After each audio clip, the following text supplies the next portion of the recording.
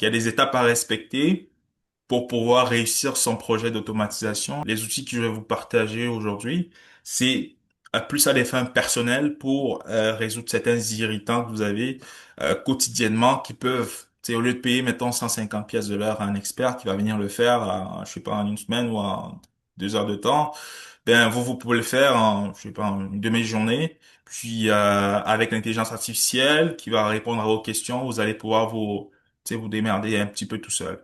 Donc, ça part dans la continuité de ce que je fais avec Centralix, pouvoir permettre à monsieur et madame tout le monde de tirer un maximum profit de l'IA générative sans nécessairement se ruiner.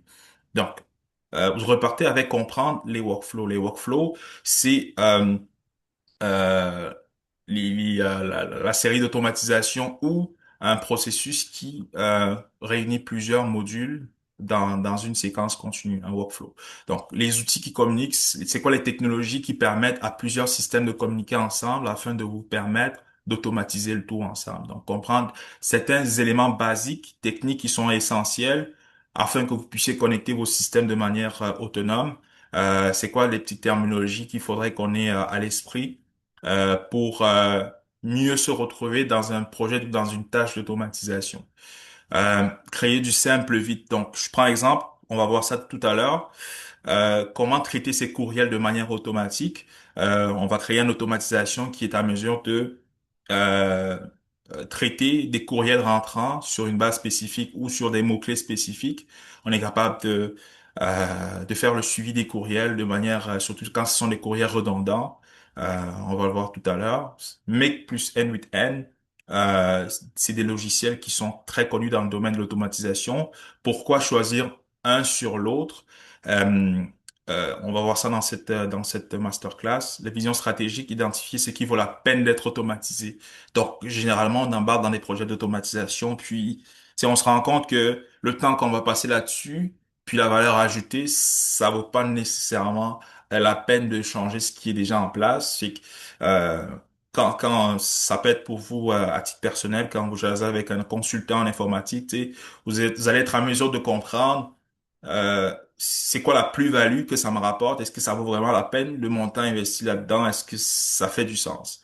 C'est mesurer le gain, le retour sur investissement. Quand on automatise soit pour gagner de l'argent ou soit pour gagner du temps. OK?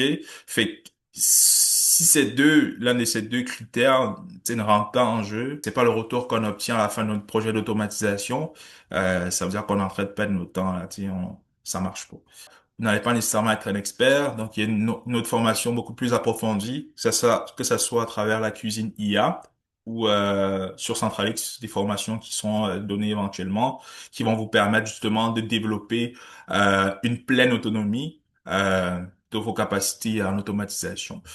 Donc, on ne couvrira pas tous les outils. Donc, il y a plusieurs plateformes d'automatisation dont j'ai sélectionné les deux qui je considère plus intuitives pour des néophytes ou des débutants qui se lancent là-dedans. Donc, je ne fais pas de vous un développeur parce que ces plateformes ont été conçues justement pour pouvoir être en mesure d'automatiser sans nécessairement coder là. Ça veut dire qu'on a ChatGPT, on n'est pas développeur, on a ChatGPT qui peut nous faire un script, un beau script qu'on peut juste copier-coller dans notre automatisation, puis ça fonctionne même si on n'a jamais codé de notre vie. Donc, vrai objectif, donner les bases solides. Qu'est-ce que l'automatisation? Je vais aller rapidement dessus et faire exécuter de manière autonome une suite d'actions sans intervention humaine. Je prends un exemple concret de la vie de tous les jours.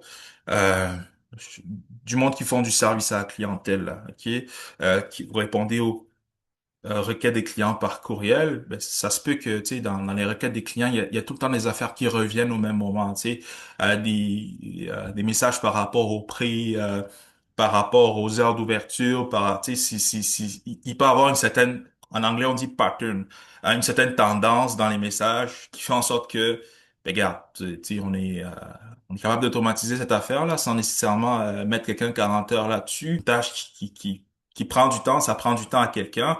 Tu sais, on peut l'automatiser, on peut euh, euh, réduire justement le temps que ça prend à un humain, puis mettre cette personne-là sur des tâches à plus forte valeur ajoutée. Fait que l'automatisation, c'est ça, ça permet d'exécuter une tâche en séquence, en plusieurs étapes. Donc, quand le courriel y rentre, ça c'est la première étape. Le courriel, il est lu par quelqu'un. Après ça, le courriel, il est traité. Ça veut dire qu'on traite le courriel, on analyse le courriel, puis on répond au client ou on répond à la personne. Fait que dans l'automatisation, ça serait quoi le déclencheur? Ça serait le courriel qui rentre. Le traitement, ça sera, je sais pas, soit un agent IA qui va lire le courriel, qui va détecter, OK, ce courriel, c'est un courriel de réclamation. Fait que je vais tu sais, si c'est un courriel de réclamation, voici ce qui s'applique aux réclamations. Et l'action qui est faite par rapport aux réclamations, c'est quoi? C'est que soit je vais répondre au client que, mettons, la garantie est dépassée, fait qu'on ne peut pas rembourser cet équipement-là. Ça arrive dans le domaine de la construction. On peut pas rembourser ça parce que, mettons, ta thermopompe était valide 2 ans, puis toi, tu viens me voir 2 ans après. Fait que l'IA est capable de détecter ça, puis de poser une action, de répondre au courriel ou juste mettre un human in the loop ou un humain dans la loupe pour dire, OK, voici le message que j'ai rédigé, est-ce que ça te convient? Puis c'est l'humain qui envoie le message. Fait que, euh, en gros, c'est ça. Donc, les, les types d'automatisation qui existent, automatisation numérique, c'est ça qu'on va regarder. Automatisation numérique et assistée par IA, c'est les deux qu'on va regarder ce soir. Euh, Les, les deux autres, c'est automatisation industrielle. Donc, moi, j'ai travaillé comme je vous ai expliqué au départ, j'ai travaillé dans l'automatisation industrielle quand j'étais chef d'équipe en automatisation à Maison Simons. C'est souvent des systèmes qui travaillent en temps réel. On parle des PLC, on parle des SCADA, on parle des systèmes des convoyeurs, des rollers qui font déplacer de la marchandise dans l'entrepôt, qui communiquent avec un logiciel back and forth. Donc ça, c'est beaucoup plus, ça marche beaucoup plus, c'est de l'informatique en temps réel. En anglais, on dit operational technology.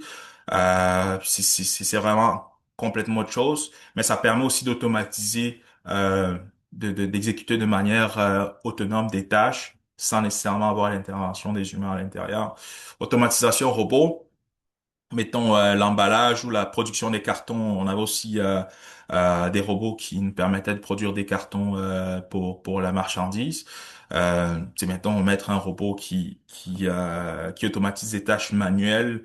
Ça fait en sorte que mettons un humain qui le faisait avant, parce que j'ai travaillé dans le même entrepôt peut-être qu'il y a de cela 10 ans où on faisait les cartons à la main. Tu sais, Simon Tida, ils ont tellement tu sais, de commandes par jour. Fait qu'avant, ça prenait, un instant, par jour, ça prenait, je sais pas, pour un job qui se faisait par 10 personnes, ou 15 personnes, voire, c'est un seul robot, en 10-15 minutes, fait le même nombre de boîtes. Vous comprenez que ça change quand même la donne. Donc, intelligence artificielle assistée par IA, on va le voir, parce que l'autre concept, c'est ça qui m'amène au prochain point.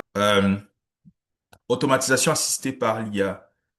C'est vrai que le titre de la rencontre, c'était le titre de la masterclass, c'était automatisation par IA, mais il y a une certaine nuance dans tu sais, dans une certaine nuance, une certaine confusion, c'est que on pense généralement que pour automatiser, il faut nécessairement l'intelligence artificielle, ce qui n'est pas le cas. L'automatisation existait bien avant l'intelligence artificielle, donc euh, en faisant le processus de réflexion qu'on va voir tout à l'heure, on va comprendre que, OK, en posant son plan de match ou sa base de réflexion pour un projet d'automatisation, on va essayer de voir est-ce que ça vaut vraiment la peine que qu'on mette un agent IA qui va décider ou qui va faire une analyse, c'est une synthèse de l'information qui ressort, euh, mettons, de mon processus. Puis c'est ça. Donc, j'ai juste fait un bond dans le slide pour que, vous compreniez un petit peu que la différence entre, mettons, l'automatisation numérique et l'automatisation par l'IA. L'automatisation numérique, on va juste utiliser du code ben, standard du code informatique. Et je dis pas ça pour vous faire peur. Quand je dis code informatique, vous n'aurez pas nécessairement besoin de programmer parce que les plateformes qu'on va regarder ce soir, elles ont été conçues pour ça, là. Tu sais, elles ont déjà des maquettes qui sont préfaites, des modules qui vous permettent de ne pas nécessairement avoir à coder.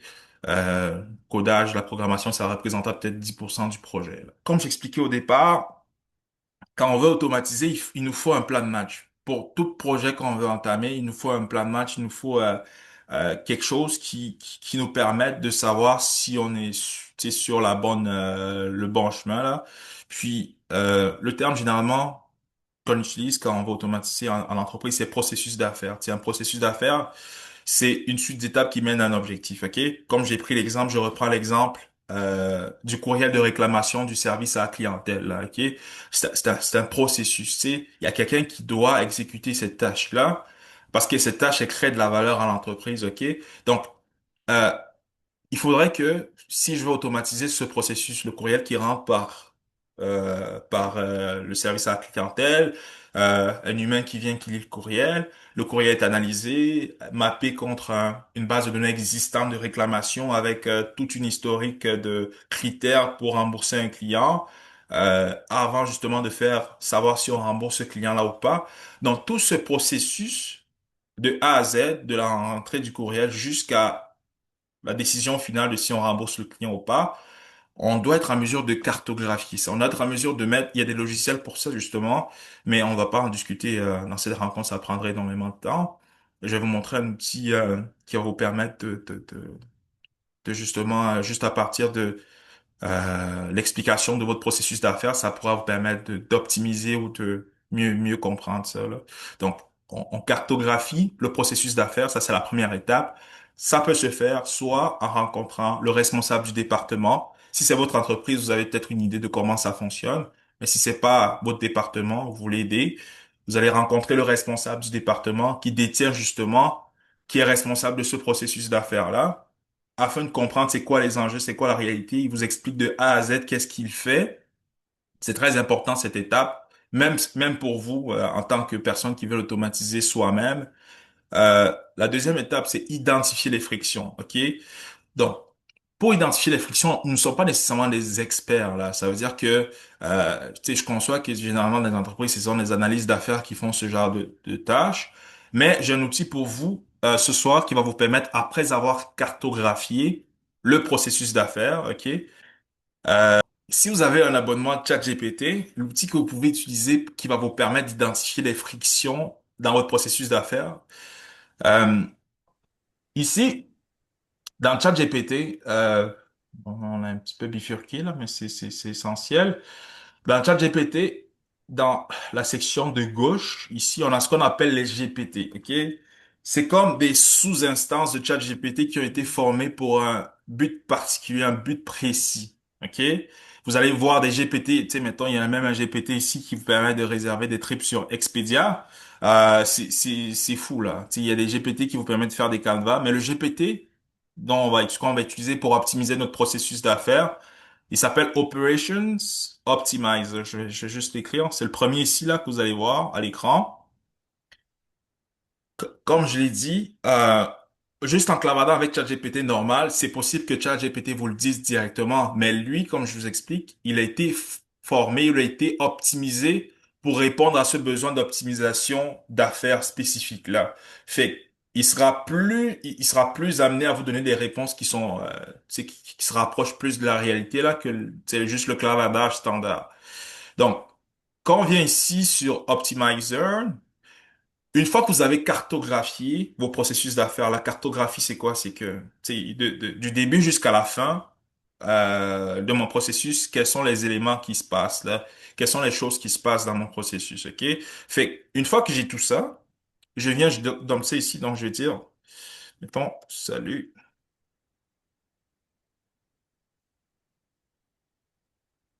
juste pour que vous voyez, mettons, c'est quoi qu'il fait. Ça donne un petit peu les grandes lignes de qu'est-ce qu'il fait. Ça détecte où le temps est perdu, where time is being lost, bottlenecks and delays, manual repetition work. Fait que, vous pouvez jaser avec lui en français, il n'y a pas de problème. Donc, à la fin de ça, ça va vous donner, mettons, un résumé de comment est-ce que votre processus peut être mieux fait. OK? Parce que la tendance, c'est que généralement, les gens s'embarquent dans des processus d'optimisation ou d'automatisation sans optimiser le processus d'affaires. C'est pour ça que, tu sais, je vous parle de ça parce que s- si vous ne faites pas ça, vous allez vous rendre compte que vous vous embarquez dans un projet d'automatisation, puis à la fin de la semaine, tu sais, au lieu de gagner du temps, vous dépensez plus de temps parce que il y a quelque chose qui marche pas là. Fait que, cette étape est primordiale. Tu sais, on comprend. Ça se peut que le processus d'affaires est déjà optimisé, ça, y a pas de problème. On va juste l'automatiser, mais cet exercice-là est essentiel. Euh, Essayer de faire le contour de A à Z. OK, j'ai pris l'exemple du courriel. Ça peut être n'importe quoi, là. Comme, mettons, on a une solution qui s'appelle Margot IA dans le domaine de la construction.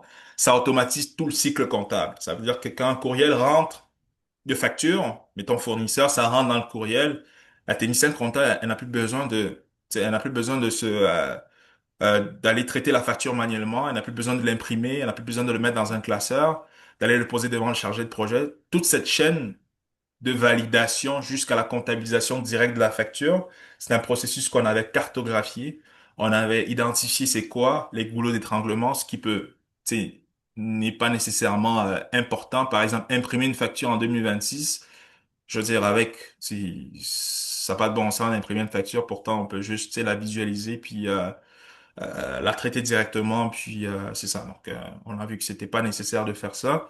Donc, c'est un exemple, là. Ça veut dire qu'en faisant tout ça, vous pouvez éliminer des maillons dans la chaîne du processus d'affaires. Pour ceux qui n'ont pas l'abonnement payant ChatGPT, vous pouvez aussi passer par un nouveau chat, là, puis ça va faire l'affaire, mais c'est pas le meilleur pour ça. Operations Optimizer GPT.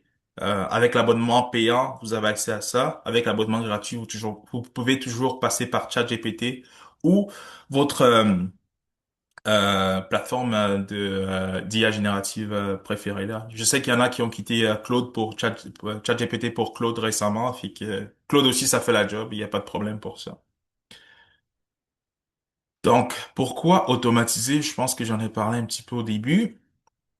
Gain de temps, moins d'erreurs, productivité augmentée. Scalabilité, réactivité. En marketing, souvent on automatise, mettons, la recherche des leads. Tu sais, j'en ai fait pas mal là, dans le domaine de la construction pour vendre justement mon logiciel Margot IA. Tu sais, j'ai demandé à Claude, ça c'est une autre affaire là. Tu sais, Google Maps, c'est la plupart des business sont sur Google Maps. Ça fait que aller chercher ça manuellement, ok, je vais aller prendre un contact à Mitaine pour, tu sais, c'est long là. Fait qu'il y a des affaires comme ça, même pour des courtiers immobiliers, je sais qu'il y en a peut-être ce soir. Aller chercher des leads qualifiés ou des personnes qui sont susceptibles d'être intéressées par nos services en fonction des critères spécifiques, ça peut faire sauver du temps. Ce qui permet en sorte qu'on ait des plateformes d'automatisation no code. Ça veut dire qu'on n'avait pas besoin nécessairement de programmer pour connecter votre Gmail, mettons, à votre QuickBooks. C'est des connexions qui existent entre les logiciels, ok? Des connexions invisibles, là. C'est pas invisible, là, mais des connexions euh, qui existent entre les logiciels qui permet à différents logiciels euh, hétérogènes de pouvoir communiquer ensemble. Le terme, le plus gros terme que vous allez retenir ce soir, c'est API, ok? Application Programmable Interface. C'est une manière pour des systèmes hétérogènes de pouvoir communiquer ensemble et s'échanger des données euh, sans nécessairement être programmé de la même façon. OK? J'ai mon logiciel de comptabilité QuickBooks. Tu sais, je veux mettons que quand quelqu'un s'inscrive à mon événement de live, je veux qu'une facture soit envoyée à son courriel par QuickBooks. OK? Comment est-ce que je fais pour que mon Gmail soit connecté à mon QuickBooks pour que cet événement puisse déclencher une facturation dans mon QuickBooks. OK? Fait que QuickBooks, c'est ce qu'on appelle un API qui me permet de connaître la façon de pouvoir envoyer de l'information dans QuickBooks. OK? Fait que API, c'est un connecteur qui va me permettre de connecter mon Gmail à mon QuickBooks. Donc, de manière terre à terre, c'est ça que ça fait. Fait que généralement, quand vous voulez connecter un nouveau système dans votre logiciel d'automatisation, il faudrait se poser la question, est-ce que ça a un API? Généralement, la documentation se trouve en ligne pour l'API, mais c'est ça. On va commencer avec des exemples plus concrets, plus basiques, et vous allez comprendre pourquoi ces plateformes d'automatisation sont vraiment faites pour les débutants, parce que la plupart de tous ces API-là, ces connecteurs, sont déjà intégrés dans cette plateforme-là. Fait que vous n'avez pas nécessairement besoin de connaître c'est quoi la documentation d'API pour QuickBooks, parce que c'est déjà tout préfait dans cette plateforme-là. Euh, Structure JSON, ça, structure d'information généralement qu'on retrouve dans les API. Quand les échanges d'informations sont faits, on va regarder un cas pratique un peu plus loin. Mais je veux pas m'éterniser sur ce slide-là parce que ça serait trop technique pour rien. On va rentrer dans le vif du sujet. Donc, Make, c'est une plateforme d'automatisation no-code. Ça veut dire que ça vous permet de faire la communication entre plusieurs logiciels de manière séquentielle. Comme je dis, plusieurs logiciels. J'aimerais que vous ayez un visuel intérieur sur le processus d'affaires comme je vous parlais, parce que ça sera la même affaire dans le logiciel Make. Il n'y a pas de limite à l'automatisation là. Ça veut dire que si je veux faire enchaîner plusieurs processus de manière subséquente, je peux le faire indéfiniment là. Il n'y a pas de limite à ce qu'on peut automatiser là. Donc, Make, c'est 5 concepts à connaître, mais je vais d'abord embarquer sur la plateforme, ok? Make, c'est première plateforme qu'on regarde. Donc, pourquoi est-ce que je passe par Make? Make, c'est quand même c'est plus intuitif que la deuxième plateforme que je vais vous montrer et c'est moins intimidant au niveau du visuel, ok? Donc, pour créer un compte sur Make, Make vous permet d'avoir un compte gratuit qui vous permet d'automatiser 1000 opérations par mois. Donc, qu'est-ce que j'entends par opération? Je vais me connecter, je vais créer un compte. Donc, pour créer un compte, on vient ici sur Sign Up. Là, le petit désavantage avec Make, c'est que c'est en anglais. C'est le petit désavantage avec ça. Fait qu'on peut venir Sign Up avec soit Google ou Facebook ou n'importe quel compte, OK? Après, on clique Sign Up for free. Puis ça va vous poser une couple de questions comme ce que j'ai ici à l'écran. Où est-ce que vous avez entendu parler de nous? Fait que vous pouvez répondre à ça. How would you describe your experience with automation workflow? Je sais qu'il y en a sur l'appel qui ont déjà peut-être un minimum d'expérience. Donc, vous pouvez mettre I have no experience pour ceux qui n'en ont pas. Euh, je vais juste passer là rapidement. On les mis. Euh, no. Puis on va faire get started. On va commencer par juste explorer un petit peu la plateforme. Donc, quand vous créez un compte gratuit sur Make, ici par exemple, ça me dit que j'ai 1000 crédits 1000 crédits qui me restent. Euh, c'est comment ça fonctionne les crédits. Comme je vous expliquais, quand on automatise un processus d'affaires, il y a différentes étapes. Donc, euh, quand je connecte mon Gmail, par exemple, à mon QuickBooks, euh, quand mon Gmail s'exécute une fois, ça représente une opération. OK? Euh, cette, cette information est transmise de mon Gmail à mon QuickBooks. Si mon QuickBooks s'exécute aussi, ça fait une deuxième opération. Fait à chaque module, donc chaque étape dans Make, on appelle ça un module. OK? Donc chaque module qui s'exécute dans Make représente un crédit. OK? Donc si vous avez, je sais pas, connecté 10 logiciels ensemble, euh, quand tous ces 10 logiciels vont rouler à la dernière étape, ça va vous consommer 10 crédits. Donc ici, il va vous rester 990 crédits. OK? Donc c'est comme ça que ça fonctionne. C'est gratuit. Avec l'abonnement gratuit, c'est 1000 opérations, 1000 opérations ou 1000 crédits par mois. Donc ça, c'est au niveau de l'utilisation. Puis du quota, ça se réinitialise chaque 31 jours. Euh, Subscription ici, ça vous permet de voir c'est quoi l'état de votre euh, de votre abonnement. Maintenant, l'abonnement supérieur, c'est genre 100 dollars par année là, c'est vraiment pas cher. OK? 100 dollars par année, vous avez 10 000 opérations par mois. Ça quitte de 1000 à 10 000 là. Fait que ça change quand même la donne. Donc, pour créer un scénario d'automatisation dynamique, je vais rentrer dans le vif du sujet. On vient ici en haut avec le bouton Create Scenario. OK? En haut à droite. Mhm. Oh, il y a ma fenêtre ici qui cache certaines affaires. Parfait. Fait que la première étape, avant de commencer, euh, quand je disais que, quand je vous parlais des connexions entre les logiciels, les API qui vous permettent de faire communiquer deux systèmes hétérogènes qui n'ont pas nécessairement été conçus de la même façon ensemble, les plateformes comme ça ont déjà l'intégration ou les API de la plupart de ces outils populaires-là. Ce qui fait en sorte que on n'a pas besoin d'aller regarder la documentation de QuickBooks pour pouvoir comprendre comment son API fonctionne ou son connecteur fonctionne afin de pouvoir l'automatiser. Donc, je vais juste vous montrer à quoi ça ressemble. Vous allez voir ici, je vais connecter ma première application. Ça me donne déjà des possibilités là. Vous allez voir qu'il y a plusieurs outils. Il y a un connecteur pour Airtable, il y a un connecteur pour Gmail, il y a un connecteur pour Google Drive, pour Notion, pour Telegram, pour Google Docs. Fait que, c'est vous retrouvez la plupart de vos outils ici. Puis, quand je commençais dans l'automatisation avec l'intelligence artificielle, euh, si ça me permettait justement de pouvoir gérer l'automatisation pour une bonne partie des outils parce que Mm. tu sais, 80% des outils que vous allez utiliser dans votre quotidien sont pratiquement là. Fait que vous n'avez pas besoin de recréer quoi que ce soit là parce qu'ils sont tous là. OK? Donc, la première chose qu'on va faire, on va essayer de traiter des courriels qui sont reliés, mettons, à un mot-clé spécifique, OK? Tu sais, mettons, je reçois plein de courriels par jour, par exemple, OK? Mais je veux pouvoir isoler tous les courriels qui sont en lien avec des inscriptions.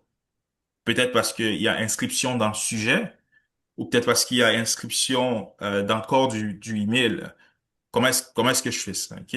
Donc, chaque étape, ce qu'il faut retenir pour justement mener à bien le projet, c'est que chaque étape dans Make ou chaque module s'appelle, chaque étape s'appelle un module et l'information qui est transférée s'appelle un bundle, OK?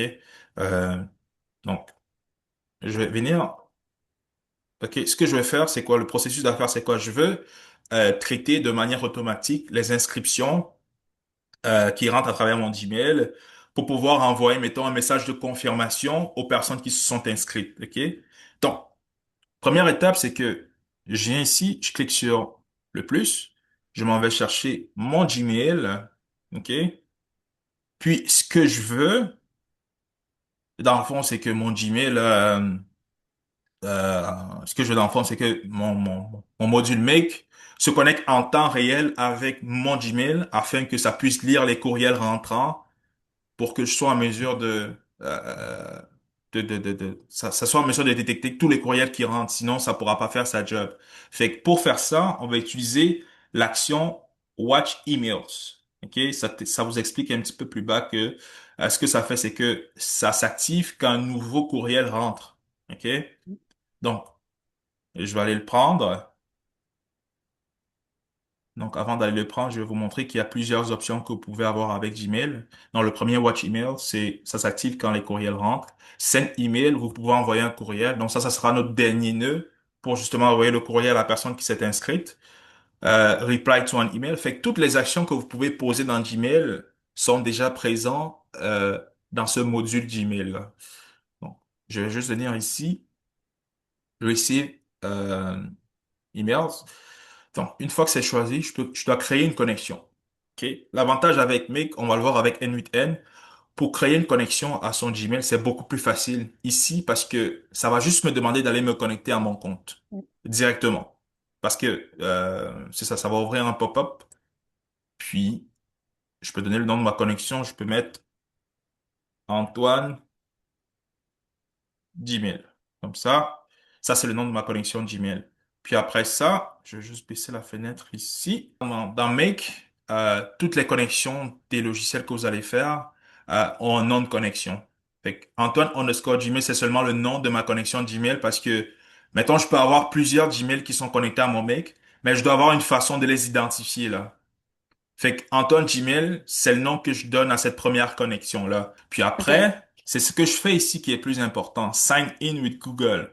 Fait que je viendrai cliquer ici, puis c'est là que j'irai chercher le bon compte. Puis là, je pourrais aller prendre un compte. Puis là, je vais devoir donner des autorisations à Make de pouvoir accéder à la lecture de mes courriels. Fait qu'ici, ça vous dit de quelle façon ça accède à vos courriels. Fait qu'ici, je vais venir prendre tout sélectionner. Je vais faire continuer. Puis là, ça s'est directement connecté à mon Gmail. OK? Maintenant, Une fois que c'est connecté, j'ai les différentes possibilités de configuration. Ça veut dire que filter type, ici, on va le laisser à simple filter. Euh, on peut aller chercher quel dossier, mettons, on voudrait que make tu sais, mettons, on peut limiter le périmètre de lecture, ok? On peut limiter ça juste au inbox. Ça veut dire que c'est juste ce qui rentre par le inbox qui sera pris en considération, ok? Ça peut être un autre dossier, mettons, vous avez un autre dossier par lequel le courriel rentre, mais généralement, c'est le inbox, là, la boîte de réception, ok? Donc, critères, est-ce que vous voulez prendre tous les messages ou vous voulez juste prendre les messages qui ont été lus, ok? Ou les messages qui n'ont pas été lus, non lus. Donc, ça, c'est 100% personnalisable, mais dans ce qu'on veut faire, tu sais, ok, je ne vais pas nécessairement toucher ce qu'on a ici. Je vais l'utiliser tel quel. J'ai aussi une option avancée ici qui me permet d'aller filtrer un petit peu plus. Donc, je vais vous montrer une façon de le filtrer. Pour Outlook, je viendrai ici puis je taperai Outlook. La limitation que qu'on a généralement avec le compte gratuit, c'est beaucoup plus avancé que Power Automate. Parce que Ok. Power Automate, dans le fond, c'est limité à l'environnement Microsoft. Donc, vous allez avoir accès à SharePoint, vous allez avoir accès à OneDrive, toutes ces affaires-là. Mais vous n'allez pas avoir D'accord. accès à Gmail de Google. Merci. Donc, Watch Emails. Ça, c'est beaucoup plus, ça englobe beaucoup plus d'affaires, là. Tu sais, j'utilise QuickBooks, j'utilise un CRM. Il y a pratiquement toutes les CRM sont là-dessus.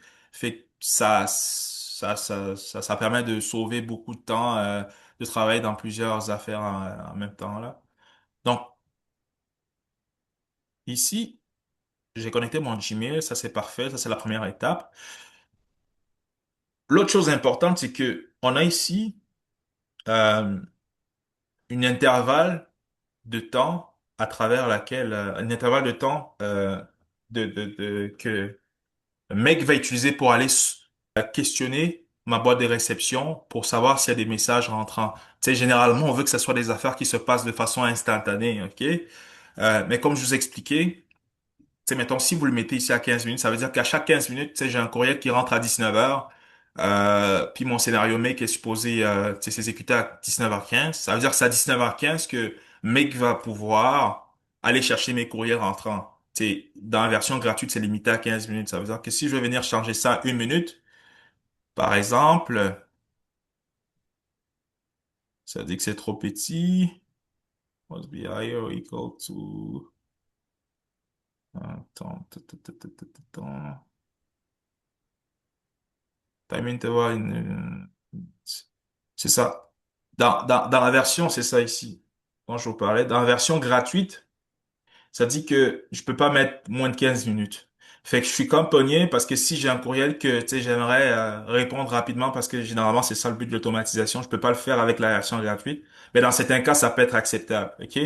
Fait que je vais refaire l'exemple. Je vais refaire l'exemple sur ma version payante de Make. OK? Parce que je vais pas attendre 15 minutes, là. Comme je disais, ici, par exemple, j'ai connecté mon Gmail, ma boule Antoine à commercial gmail.com, ok? Fait que moi, ce que je vais faire, je vais aller envoyer un courriel à ma boule Antoine à gmail.com.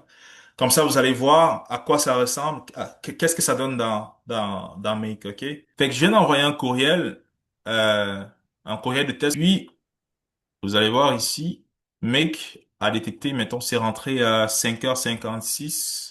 Ouais, c'est ça que je viens d'envoyer. J'ai envoyé un courriel à mon maboulant Antoine à commercial gmail.com. Fait que le courriel est rentré, je l'ai envoyé à partir de cette adresse email-là. Puis, ça, c'est mon corps du message, le corps du courriel. Fait que ça se présente un petit peu de manière brute comme ça, là, OK? Euh, fait que vous pouvez faire un test pour ceux qui ont réussi à connecter leur, euh, leur mic. Vous pouvez faire un test une fois que c'est connecté, juste une étape très importante, là. Surtout parce que si vous êtes sur la version gratuite, là, c'est comme j'ai dit, ça peut prendre 15 minutes. Mais si vous êtes sur la version gratuite, je vais juste basculer ça comme ça. Une fois que vous avez connecté votre Gmail, n'oubliez pas d'activer le petit bouton ici, ça vous permet d'activer votre flux. Mais comme je vous ai dit, tu sais, ça se peut que je vais repartir sur le compte de test, on sera sur la même longueur d'onde. C'est-à-dire que si je viens ici, mettons, il faut d'abord que je le sauvegarde dans un premier temps, puis que je l'active comme ça. You must choose your first point.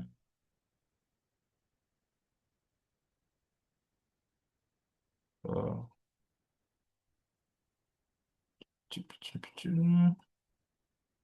OK. Fait que quand vous allez sauvegarder, ça se peut qu'il y ait un message comme ça qui fasse un pop-up. Ça veut dire que ça, tu sais, ça vous propose à quel moment vous souhaitez commencer à lire vos courriels. OK? Vous pouvez mettre from now. Ça veut dire que ça va lire tous les messages rentrants à partir de maintenant jusqu'à ce que vous le désactiviez, là. Fait que je fais sauvegarder. Donc, il y a deux façons de sauvegarder. Il y a deux étapes dans la sauvegarde. Vous sauvegardez ici, première chose, puis vous venez sauvegarder sur le petit bouton que vous avez ici, là. OK? Fait qu'une fois que c'est sauvegardé, là, vous pouvez maintenant activer votre flux. Mais comme j'ai dit, avec la version gratuite de Make, vous ne pouvez pas avoir, une minute, mettons, entre les courriels, là, entre la lecture des courriels. Si vous faites comme ça. Fait que pour forcer ça, si vous vous envoyez un courriel à vous-même, pour tester que ça fonctionne, une fois que le courriel est envoyé, vous pouvez venir cliquer sur le bouton Run Once ici. Ce que ça va faire, ça va forcer la lecture de vos courriels rentrants, là. Donc, c'est juste pour tester que vous êtes en mesure de recevoir un courriel à travers Mic. Je vais revenir ici. Euh, Si le code n'est pas en rouge, c'est que t'es correct, là. Ça doit te sortir comme une sorte de petit bouton avec une coche ici. euh, avec un Oui, numéro pour dire que on a utilisé un crédit ou on a oui, exécuté une opération. Vous allez voir ici, je vais revenir au coût, mettons au coût associé à rouler un flux d'automatisation comme ça. J'ai une, deux, trois. Ça veut dire que trois opérations ont été exécutées pendant ce flux-ci, ce qui donne trois crédits. Vous pouvez même le voir ici à droite. J'ai utilisé trois crédits dans cette automatisation-là. Donc, mon 1000 crédits que j'ai dans ma version gratuite, il va rester 997, là.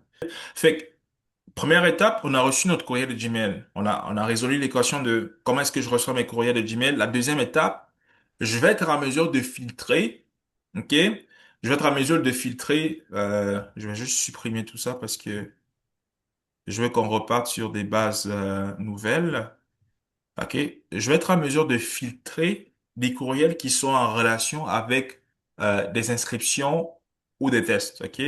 Fait que mon prochain nœud, ça sera quelque chose qui va me permettre de filtrer là. OK? Fait que pour filtrer, ça c'est une des façons que je vous montre. Je vous montre un petit peu la façon plus compliquée d'abord. Je vais venir utiliser ce qu'on appelle un nœud conditionnel. OK, un nœud conditionnel en anglais. Si mon objet, si mon sujet égale à inscription, si.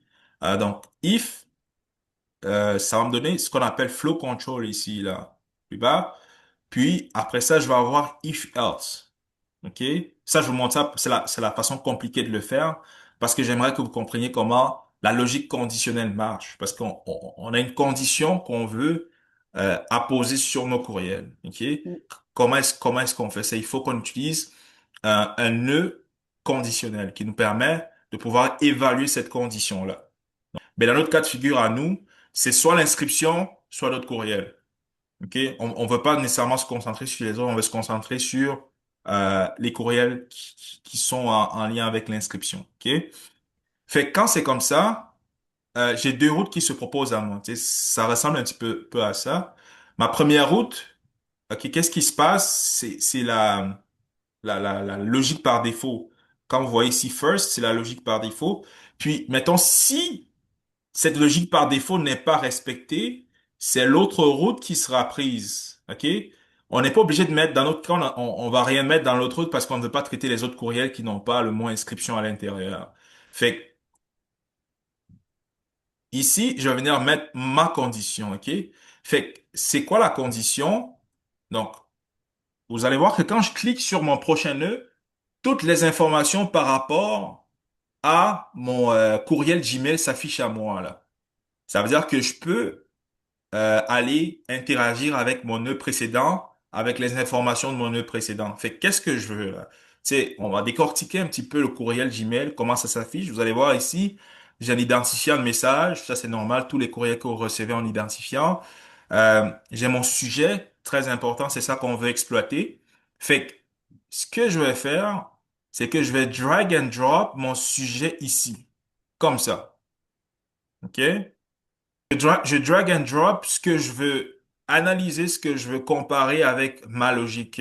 C'est ça qui va me permettre d'aller à la prochaine étape de l'automatisation de mon processus d'affaires. Fait que je drague mon sujet, mon subject, qui est l'objet de mon courriel, puis je dis, OK, j'aimerais que si cet objet-là égale, equals to, ou contient, OK? Parce que c'est possible que le sujet, ça soit inscription de telle affaire, OK?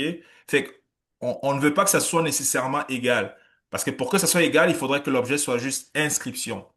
On voudrait que ça contienne le mot inscription. Fait que on va faire contains, mais tu peux aussi avoir contains qui est insensitive ou contains. La différence entre contains et contains qui est insensitive, c'est que contains, euh, c'est que ça va prendre le mot exact. Ça veut dire que si ton inscription il a I majuscule, il faut exactement que ça soit I majuscule, sinon ça marche pas là. Si ton inscription elle rentre avec I minuscule, ça prendra pas.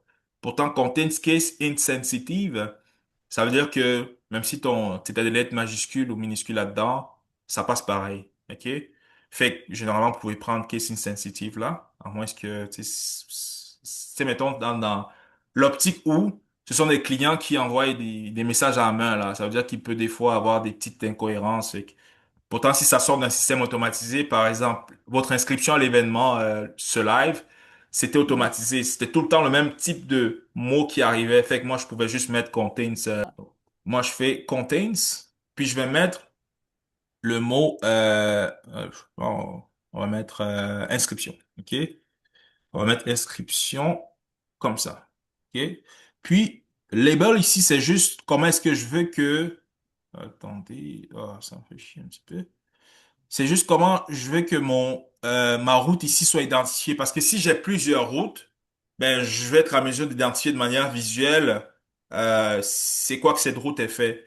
Fait que je peux juste venir mettre inscription ici, puis je fais save. Fait que vous avez vu que ma route elle s'est renommée en inscription. OK? Puis si c'est un courriel qui est relié à l'inscription, qu'est-ce que je veux faire avec ça? Tu sais? Qu'est-ce qu'on va accomplir avec des courriels d'inscription? OK? Je vais prendre un exemple basique. Je vais répondre, donner un courriel de confirmation d'inscription à ces personnes-là qui se sont inscrites. Fait que, ça veut dire que je vais répondre au courriel dans Gmail. Fait qu'est-ce qu'on fait? On revient encore dans notre nœud, on cherche le Gmail, puis on part chercher l'action correspondante qui correspond, l'action correspondante à la réponse à un email, qui est ici reply to an email. Une fois que c'est fait, ben j'ai mon reply to an email. Ça c'est très important. Thread ID. OK? Trade ID, ça permet, c'est un identifiant unique qui est donné à chaque conversation. OK? À chaque fois que, tiens, mettons, vous envoyez une chaîne de courriel, vous répondez à même courriel, à des chaînes de courriel, ben, cette chaîne de conversation-là a un identifiant que vous êtes capable d'aller chercher pour pouvoir répondre dans cette chaîne de conversation-là. Fait que, je peux venir ici, puis, je prends, parce que ça sort de mon premier nœud, mon premier email, je le drag and drop, comme on l'a fait avec le sujet du courriel.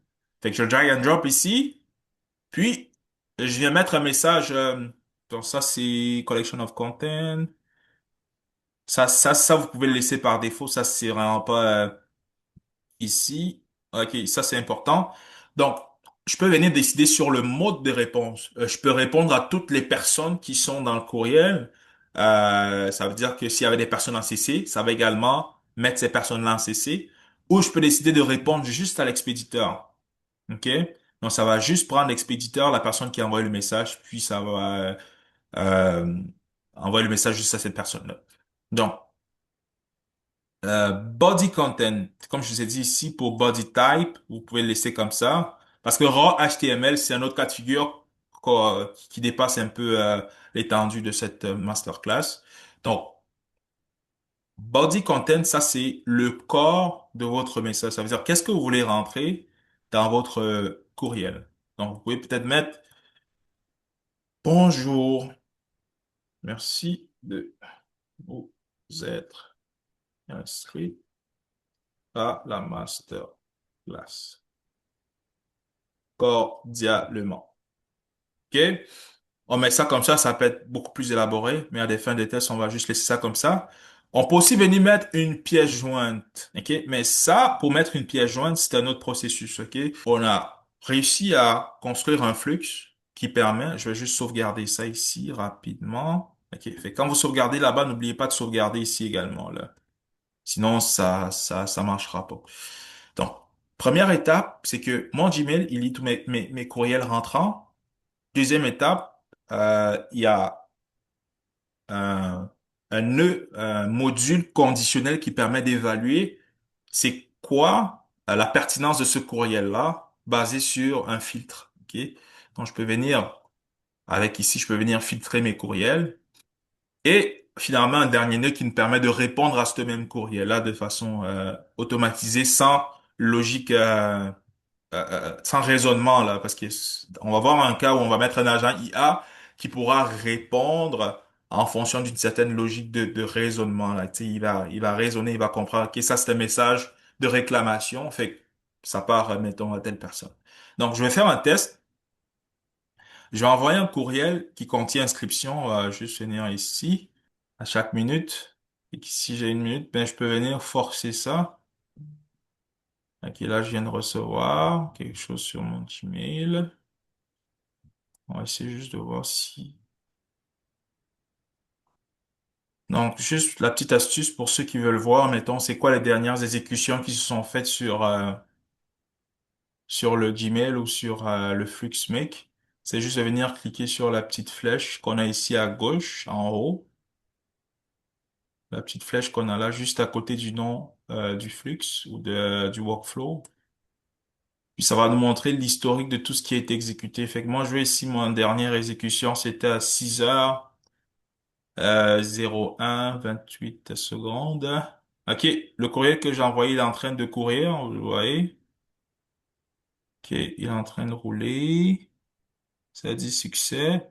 Je comprends pourquoi ça fonctionnait pas, c'est parce que j'ai mis en place un deuxième filtre dans mon Gmail. Tu sais, la première façon que je voulais vous montrer, c'est de mettre le filtre ici, directement dans le nœud conditionnel. Puis la deuxième façon, dans le fond, c'est de venir mettre le filtre directement du sujet ici. Fait que moi, j'avais un nouveau filtre qui s'appelait inscription, mais j'ai mis un filtre au préalable qui s'appelle test. Fait qu'il y a rien qui pouvait passer, vous comprenez? Hmm. Fait que la deuxième façon, mettons, de filtrer, c'est de venir mettre le filtre directement dans votre nœud euh, Gmail. C'est pour ça que ça marchait pas, là. Tu sais, j'essayais d'extraire tous les courriels qui avaient inscription. Pourtant, à la base, ben, j'avais déjà mis un autre filtre qui disait que je veux juste avoir test. Fait qu'inscription passait pas, là. Je vais juste le retirer complètement ici. Ça, c'est la deuxième façon qu'on devait regarder ensemble, là. Donc, c'est ça. Je vais sauvegarder ça, puis je vais remettre mon inscription ici. C'est pour ça que test passait, parce que c'est pour ça que généralement quand on commence un projet d'automatisation, il faut commencer de zéro là. Si vous commencez avec quelque chose tu sais, que vous avez déjà utilisé ailleurs, ça se peut qu'il y ait des bloquants comme là je viens de voir. Tu sais, il y a quelque chose qui bloquait mon flux parce que j'ai pas commencé de zéro là. Donc une fois que c'est fait, je vais aller renvoyer mon courriel. C'est bon. Fait que mon courriel est rentré. Ici, je peux le voir dans l'historique. OK? Fait que j'ai mon courriel qui est rentré pour bonjour, ceci est un test avec le sujet inscription. OK? Puis mon nœud conditionnel, qu'est-ce qu'il a fait? Il a comparé le sujet avec ce mot-clé-là, inscription. Puis ça a vu que c'était ça. C'était valide. C'est le mot-clé qu'il y avait dans mon sujet était le mot inscription que j'ai mis. Fait que ça m'a redirigé vers le nœud if. Ok, si ça n'avait pas été le cas, ça m'aurait redirigé vers le nœud else. Fait que dans le nœud if, ça a envoyé comme un courriel l'expéditeur du message. Fait que si je viens ici, output, blablabla, body content, ici, ça a envoyé ce courriel-là au, à l'expéditeur du message. Bonjour, merci de vous être inscrit à la masterclass cordialement. Fait qu'on va aller confirmer ça, ce qui boucle la boucle. Avec ça, ça, c'est vraiment pour des cas vraiment basiques, là. C'est la base de la base. Vous avez question-réponse, là. Les heures d'ouverture, euh, les cas vraiment qui sont vraiment cartésiens, là. Ça veut dire que on réfléchit pas à mille et une choses pour répondre à ce genre de questions-là. C'est vraiment toujours la même affaire qui va revenir. Donc, ça, c'est ça. Maintenant, dans la mesure où j'ai différents cas de figure, là, ça veut dire que j'ai des courriels d'inscription qui rentrent, j'ai des courriels euh, je sais pas, de paiement qui rend des factures. Ça veut dire que, mettons, quand une facture rentre, je vais classer toutes mes factures dans un même dossier, dans un même sous-dossier où ça peut ne pas être la réponse, ça peut être le classement des courriels là. OK? Fait qu'on va regarder comment classer des courriels. Et j'ai un courriel qui rentre, euh, mettons, des courriels d'inscription là. OK? Puis, si je veux classer tous les courriels qui sont en lien avec l'inscription, j'ai mon premier nœud qui est ma lecture de courriel, bien évidemment. J'ai mon deuxième nœud qui est ma logique conditionnelle qui va venir filtrer les courriels entrants. Qu'est-ce que je fais? Je veux classer un courriel, je veux faire bouger le courriel. Fait que, pour ceux qui ont accès à Make, là, essayez de voir, mettons, qu'est-ce qui dit que je suis capable de bouger un courriel, là? Qu'est-ce qui me dit que je suis capable de bouger un courriel? Fait que, move an email. OK? Puis, pour move an email, j'ai besoin de l'identifiant dont je vous parlais au départ qui est le message ID, ça vous le dit ici, là. Fait que je peux aller prendre mon identifiant de message, je le mets là, puis ça me dit, OK, tu veux le mettre dans quelle inbox, dans quelle boîte, OK? Dans votre Gmail, c'est possible que vous ayez déjà créé, mettons, des sous-dossiers qui vous permettent déjà de pouvoir, parce que moi, j'en ai pas tant, là, je peux le mettre dans spam. Destination folder, c'est où est-ce que je veux que ça s'en aille. Donc, je vais prendre spam. Parfait. Fait qu'une fois que c'est fait, vous êtes sûr que on va faire un test une fois de plus. Je vais sauvegarder ça. Mais je vais, tu sais, mettons que vous voulez tester votre flux make, mais vous ne voulez pas nécessairement renvoyer un courriel tout le temps. Vous pouvez aller Mhm. chercher un flux qui s'est exécuté récemment pour pouvoir l'utiliser pour tester. Ça veut dire que vous ne voulez pas remplir nécessairement votre inbox avec 1000 courriels d'inscription parce que vous faites 1000 tests là. Ça veut dire que je peux aller ici dans Run Once, ici, il y a la petite flèche qui pointe vers le bas, qui est là. Je clique dessus. Puis je peux aller chercher l'automatisation qui c'est la dernière, c'est celle de 6h28-27. Fait que je peux aller la chercher comme ça, je l'indexe. Puis je fais Run Once. OK? Mhm. Fait que là, je l'ai roulé. Puis ça me dit que, OK, ça a utilisé une opération, ça c'est... L'autre truc, c'est que les logiques conditionnelles n'utilisent pas de crédit. Comme vous allez le voir ici, ça a utilisé deux crédits. OK? Ça veut dire que mon nœud ou mon module conditionnel n'a pas utilisé de crédit, là. Juste pour votre culture générale à vous. Fait que ça dit input. OK? Ça dit destination folder spam. Donc, il y a tu sais, les limites de l'automatisation, tu sais, il n'y a pas vraiment de limite là. Parce que si vous regardez les différentes actions que vous pouvez poser, c'est ça, si vous pouvez aller voir ça à vos heures perdues. Vous pouvez supprimer un courriel, vous pouvez le mettre comme non lu, vous pouvez le bouger, vous pouvez le copier, vous pouvez répondre, vous pouvez envoyer un nouveau courriel. L'autre affaire qu'on va voir quand on va gérer avec des agents IA, c'est de créer des brouillons. OK? C'est de créer des... Parce que un agent IA, là, ça peut halluciner, là. On veut pas nécessairement envoyer un courriel à un client que l'IA a rédigé comme ça, là. Il faut toujours un humain dans Mhm. la loupe qui va pouvoir analyser le courriel avant de l'envoyer. Ça, c'est dans les scénarios où une prise de décision doit être faite avant d'envoyer le courriel. Fait qu'il y a déjà une base de données de connaissances qui va être utilisée pour faire cette prise de décision-là avant d'envoyer le courriel, mais on ne veut pas que ça se fasse de manière automatique. Un humain dans la loupe, mettons, quand une IA intervient, quand faut toujours vérifier. On fait jamais 100% confiance à ChatGPT. Ça, c'est beau. Ça marque que tu sais, mettons, la présentation basique pour l'automatisation logicielle. On n'a pas utilisé l'IA ici. Vous avez vu qu'on pouvait automatiser quelque chose sans nécessairement mettre l'IA. Maintenant, fait,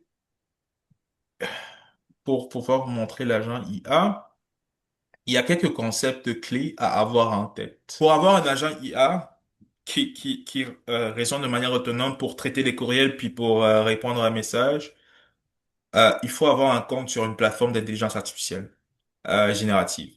Donc, soit sur ChatGPT, mais ChatGPT est également une plateforme fournisseur. Ça veut dire pour des personnes qui souhaitent utiliser la logique de raisonnement de ChatGPT dans d'autres processus d'affaires, parce que c'est les courriels qui rentrent par courriel, il n'y a aucune façon que vous allez venir faire des copier-coller ici pour que Chat puisse l'analyser.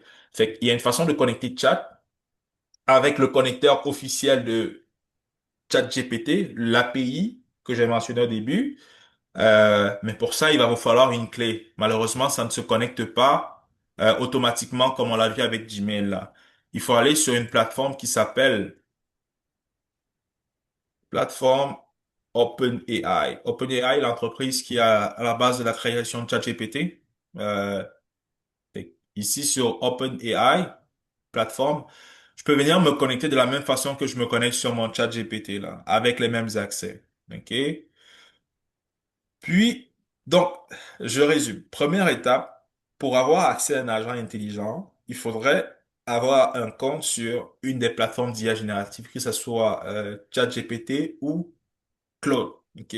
Un abonnement payant. OK?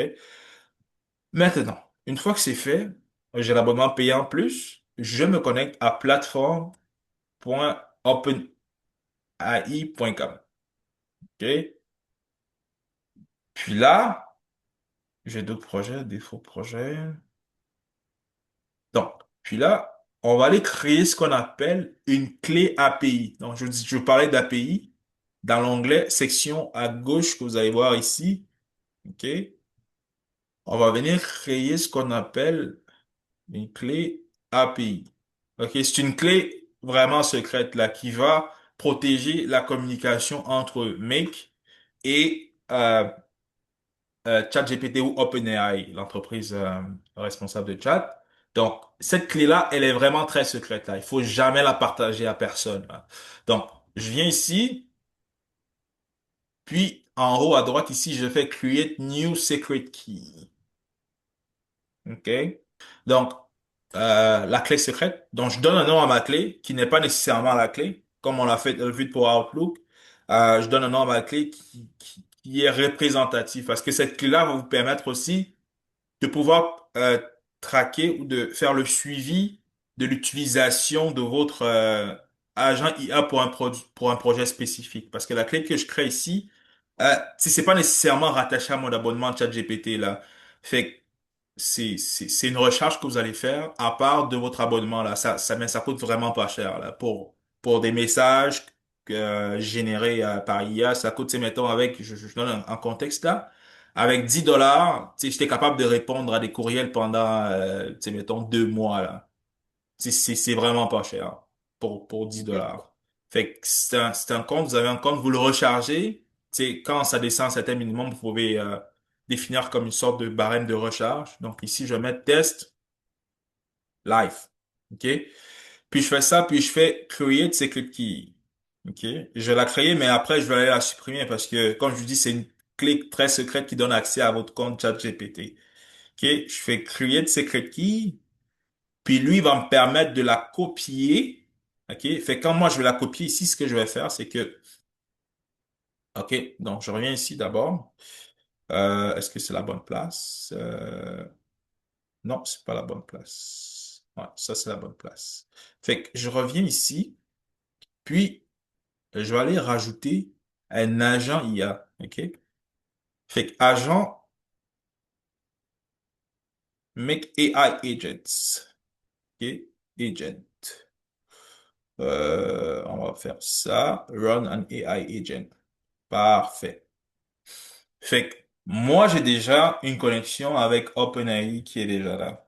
OK?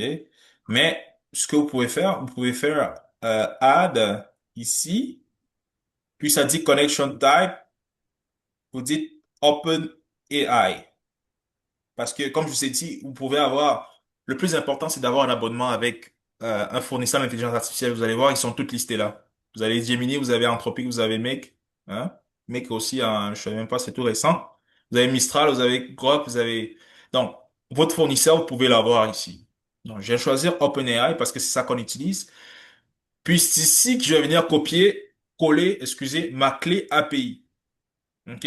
Quand je colle ma clé API ici, la connexion va être faite là.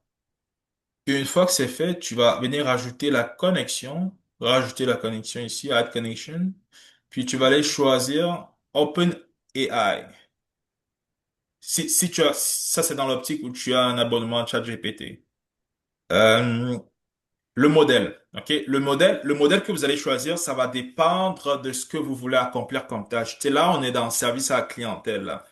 Parmi les modèles de ChatGPT, tu as des modèles qui sont un peu plus, tu sais, orientés humains que d'autres. OK?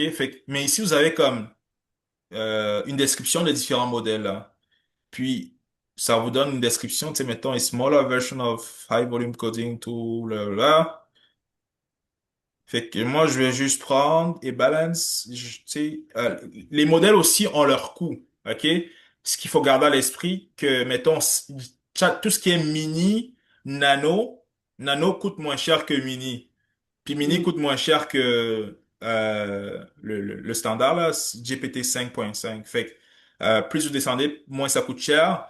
Et vous pouvez l'exploiter pour des tâches comme, mettons, le service à la clientèle qui ne nécessite pas tant de complexité dans la tâche. Fait que moi, je peux prendre Nano ici, là, tu sais, mettons. Euh, c'est ça. Fait que l'instruction, très important. OK? L'instruction, c'est la raison d'être de votre agent IA. C'est quoi que votre agent IA, tu sais, il va faire à tous les jours.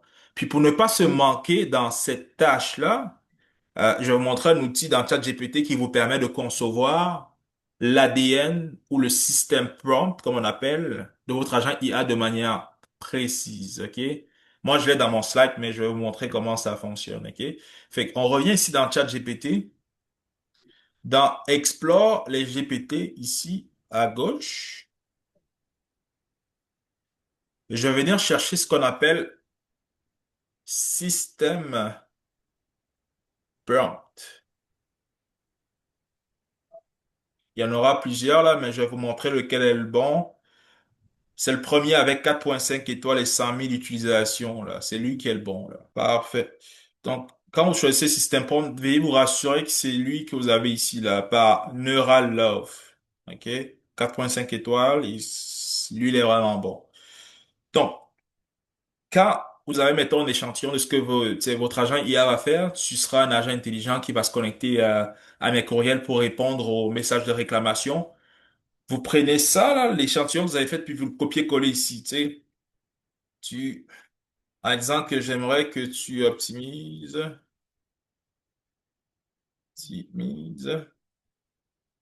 mon système prompt ci-dessous pour un agent qui répond au service à la clientèle euh, d'une entreprise de construction.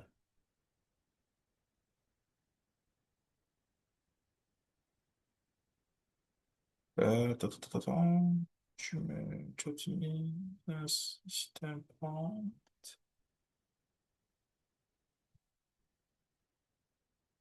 Fait que, tu sais, vous de votre côté, vous devez aussi préparer comme une sorte de document de questions-réponses. Ça veut dire que c'est quoi les différentes questions tu sais, on a vous posé par rapport au tarif, tu sais, des réclamations, des heures d'ouverture, ça peut être n'importe quoi là. Ça veut dire que vous allez avoir tout ça, puis vous allez balancer ça à notre cher système prompt manager. OK? Fait ça va vous sortir quelque chose comme ça là. Ça, c'est un format qui à l'œil nu là, ça peut paraître niaiseux, mais c'est le format que ChatGPT aime consommer, tu sais. Ça s'appelle un format Markdown, un fichier MD. Généralement, les instructions mémoire des LLM sont représentées de cette façon. Fait que ça va vous donner quelque chose d'un peu plus solide, tu sais. Puis vous pouvez venir l'éditer plus tard, mettons si ça fait pas de sens. Mais moi, j'ai rien donné comme détail consistant. Fait qu'il m'a construit quelque chose, puis on va l'utiliser, c'est parfait. J'aimerais obtenir un prix pour refaire ma toiture. Fait que demande de soumission, blablabla. Fait que ici, j'ai retard pour chantier. OK. Fait qu'on va aller copier ça, puis on va mettre ça dans mon agent, dans les instructions, là. OK. On met ça dans les instructions. Puis, le input. Le input, c'est qu'est-ce que mon agent reçoit comme message. Fait que logiquement, ça serait le corps du message. Fait que ici, au lieu de prendre snippet qui est là, je vais prendre full text body. OK? Dans le cas d'Outlook, ça se peut que ça soit quelque chose de similaire. Fait que où tu vas avoir, mettons, le corps ou le sujet de ton, pas le corps, mais le contenu de ton courriel, tu vas juste venir le drag and drop dans input. Un petit peu, ça niaise un petit peu. Hop, voilà. Tu drag and drop dans input comme ça. Puis, conversation ID, très important, il faut le mettre.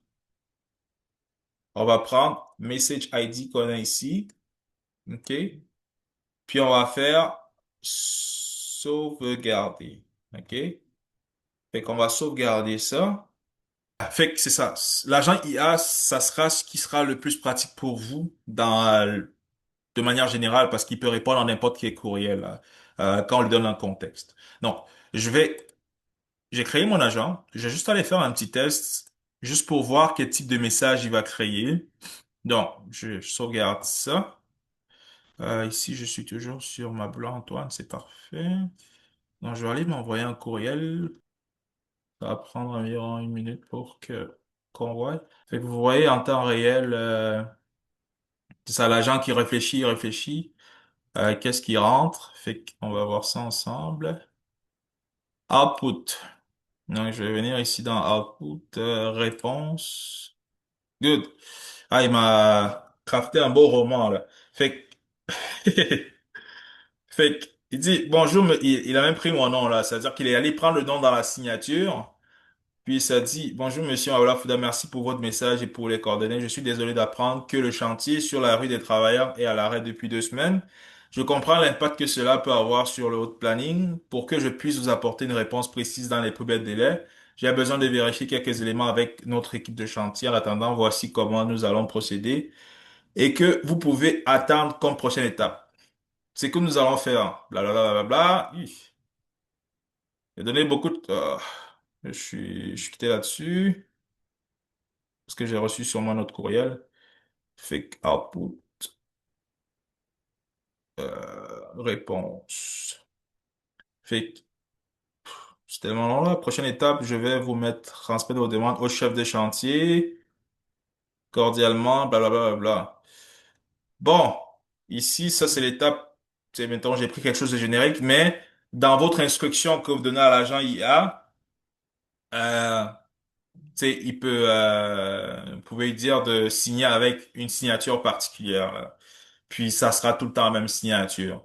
Maintenant, on a vu que l'agent IA peut interagir avec mon Gmail. Il peut rédiger une réponse. Maintenant, je veux qu'il réponde là. Tu sais, à un moment donné, il faut accoucher là, tu comprends? Fait que je veux qu'il réponde là. Fait que qu'est-ce que je fais? Un agent IA, il peut interagir avec plusieurs outils. À travers le bouton plus qu'on a ici en bas, là. Tu sais, vous avez un bouton plus qui est là en bas.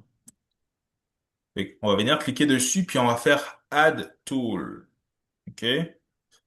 On va faire Add Tool, puis on va aller chercher, mettons, tu sais, mettons, si je veux répondre à ce courriel-là, qu'est-ce qu'il faudrait que je fasse? Le courriel rentre, j'ai envoyé un courriel sur ma boîte Antoine Gmail. Mhm. L'agent IA intercepte ce courriel-là, puis j'aimerais que l'agent IA puisse répondre à ce courriel-là. OK? Parce que ce que tu as vu, c'était pas la réponse. C'était juste le contenu que l'IA a généré, mais il n'avait pas encore répondu au message. En mesure de répondre, je dois venir ajouter un outil ici pour toujours Gmail qui dit la même affaire qu'on a vu tantôt, reply to an email. OK? Hmm. Fait que je réponds à un email. C'est très important, dans Trade ID, je veux pas que mon agent IA décide là. Parce que des fois, tu as des cas où on dit let AI agent decide. On veut pas ça. Tu sais, on va aller chercher la conversation, puis on la met nous-mêmes. Fait que, basiquement, ça serait pas mal ça, là. Fait que si je fais sauvegarder ici, dans mon système prompt aussi, il faudrait que j'ai quelque chose qui dise que, tu sais, il doit utiliser, le Gmail pour pouvoir répondre aux requêtes du client. OK? Objectif final, j'ai quelque chose ici, je vais juste rajouter, utiliser le nœud Gmail pour répondre aux IA. Save. On save ça. Puis, moi, dans le fond, je vais faire un dernier test que le courrier vient de rentrer sur mon téléphone. L'agent réfléchit. Il est capable d'aller chercher d'aller mettre une réponse, reasoning, approve, crafter un, I don't have that trust. OK, fait que c'est quelque chose qu'il n'avait pas dans son système prompt. J'ai posé une question qu'il n'avait pas. Fait que ça aussi, c'est un autre élément quand on construit un système prompt. On peut mettre, mettons, une réponse par défaut, pour que l'agent IA puisse rediriger la requête vers, vers un humain, quelqu'un qui peut répondre à la question, là. Fait qu'on peut mettre comme un choix par défaut dans le système prompt. Fait que je vais venir ici.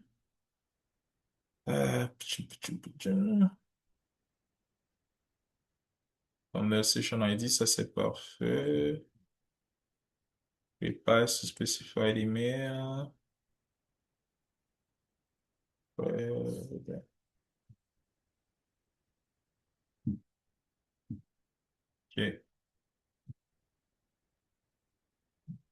Autre plateforme d'automatisation comme Make, c'est juste que c'est beaucoup moins sexy que Make au niveau de l'interface. Puis, mais c'est beaucoup plus robuste là. Tu sais, je suis capable d'aller rouler des affaires qui sont beaucoup plus compliquées en termes de logique. Je prends l'exemple, ça c'est un flux que je vais vous montrer. Ce que ça fait dans le fond, tu sais, vous voyez, il y a plusieurs branches là. C'est plus le petit niveau qu'on voyait dans Make là. Tu sais, ici j'ai au moins, tu sais, j'ai au moins 54 modules, au moins, c'est facile là, qui communiquent avec plusieurs affaires. Ça, c'est la logique, mettons, d'automatisation de compte payable là. Fait que j'ai, mettons, voilà, ça fait chier souvent quand ça zoome. J'ai, mettons, mon nœud Outlook ici, mon premier nœud Outlook qui est connecté à un courriel payable qui va aller chercher, mettons, tout ce qui est en relation avec des factures. Puis ça va, ben, c'est beaucoup long là. C'est à chaque fois qu'il y avait un courriel qui rentre, parce que ça, c'est plus ou moins la même interface que Make, mais ça, c'était un cas pratique là. C'est, je recevais tout le temps de quoi qui disait introduction, automatisation, accepté, puis Gmail m'envoyait la confirmation que la personne s'était inscrite, ok? Fait que moi, après ça, j'ai toujours ma logique conditionnelle ici qui est comme sur Make qui me permet de venir filtrer, OK, je veux tout ce qui a rapport avec nouvelle réponse, introduction à l'automatisation. C'est ça que je veux. Puis après ça, j'avais un code ici qui me permettait, c'est juste de venir extraire l'adresse courriel de la personne parce que du courriel, parce que c'est maintenant le courriel et je vais revenir dessus. Tu sais, ils contiennent tout, tu sais, ils contiennent toutes même les informations dont j'ai pas besoin, mais je veux juste aller chercher le Gmail de la personne, là. Tu sais, c'est ça que je veux. Fait que mon courriel, mon petit code ici, mon petit script que je peux faire avec ChatGPT, j'ai juste à demander à ChatGPT, hey Chat, donne-moi un code qui va me faire nettoyer ce texte-là pour sortir juste l'adresse courriel. Une fois que Chat le nettoie, je vais aller prendre un exemple concret, là. Je sais pas si j'en ai ici. OK. Euh, Puis j'envoie un message de confirmation à la personne. Merci, bonjour, merci pour l'inscription à la formation. Et c'est les personnes qui se sont inscrites à un moment donné de la formation ont reçu ce courriel ici. Puis, les cas peuvent varier, là, ça dépend vraiment de chaque réalité, parce qu'on travaille tous dans différents domaines. Moi, j'ai pris un exemple comme ça parce que les courriels, ça touche pas mal de monde. Puis, classer des courriels, souvent, ça prend du temps. Si t'as un irritant dans ton quotidien qui est relié au courriel, là, ça serait ça le premier exercice de cartographier qu'est-ce que tu fais relié à cette tâche-là. Puis deuxième affaire, OK, une fois que c'est cartographié, est-ce que c'est optimisé? C'est-à-dire que je peux être en mesure de répondre à la même courriel deux fois, là, pour X raison, là. Mais je peux décider d'éliminer les affaires que je faisais déjà en double. Puis après ça, maintenant, j'automatise dans Make.